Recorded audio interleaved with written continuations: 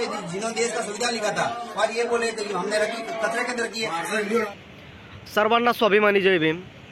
भावांनो, राजस्थानचा सर्वात मोठा जिल्हा लाजोर या जिल्ह्यामध्ये एक लाजारणीय घटना घडली आहे। भावांनो, सर्वांना माहिती आहे की सरकारी शाळेमध्ये व इतर शाळेमध्ये सुद्धा महामानव डॉक्टर बाबासाहेब आंबेडकर यांचा फोटो असतो आणि तो फोटो दर्शवितो की एक साधारण व्यक्ती शिक्षणाच्या जोरावरती काय करू शकतो।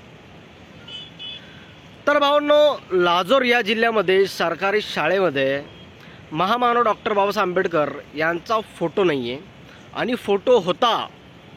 तुम्ही व्हिडिओमध्ये बघसाल समोर की व्हिडिओच्या माध्यमातून तुम्हाला दर्शवितो की त्या शाळेमध्ये महात्मा गांधी, APJ अब्दुल कलाम आणि इतर महापुरुषांचे फोटो आहेत, पण त्या ठिकाणी सुद्धा डॉक्टर आंबेडकरांचा फोटो होता, पण तो फोटो काढून कचरा पेटीमध्ये फेकण्यात आला। तर भावांनो, फोटो काढून कचऱ्यामध्ये फेकण्यात आला हे ऐकतानीच आपल्या अंगातलं रक्त सळसळतं।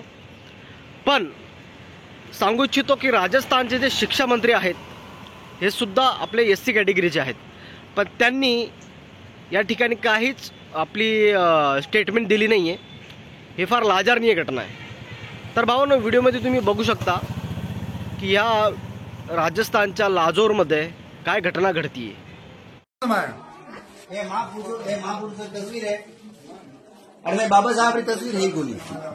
तो मुझे हेडमास्टर उगाजी पूछना चाहूँ, उगाजी को पूछना चाहूँ कि आप तस्वीर कटेगी, उगाजी बताओ क्यों नहीं मिली? दूसरा थोड़ी ना होगा। प्रोग्राम कब हुआ था? प्रोग्राम आगे पास स्कूल की बात नहीं की। प्रोग्राम कब रखा था अपने स्कूल में? हाँ सर, वो देखते होगी सर। मैं पूछ रहा हूँ, मैंने ये नहीं पूछा आगे पास रखी है। अप्रैल के बाद कितने महीने हो गए? मैं पूछ रहा हूँ, मैं पूछ रहा हूँ अप्रैल के बाद कितने महीने हो गए? तो काफी टाइम में बाबा साहब का आपको याद नहीं आए? आपने छुपाई है या हमारा ये ऐसे मसलों के साथ अम्बेडकर के बारे में ये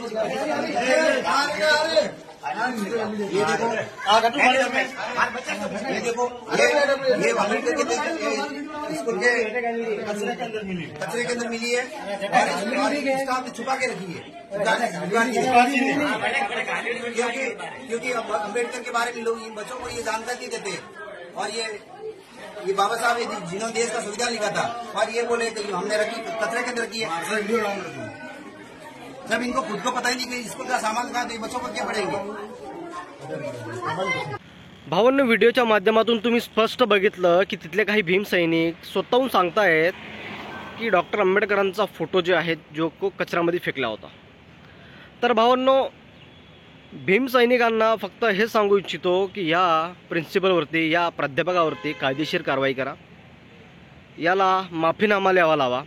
भारतीय संविधानाचे शिल्पकार महामानव डॉक्टर बाबासाहेब आंबेडकर यांचा अशा प्रकारे अपमान केला, यांचा विटंबना करण्याचा प्रयत्न केला, अशा मूर्खांना कायदेशीर कारवाई झालीच पाहिजे आणि यांच्यावरती गुन्हे दाखल झालेच पाहिजे।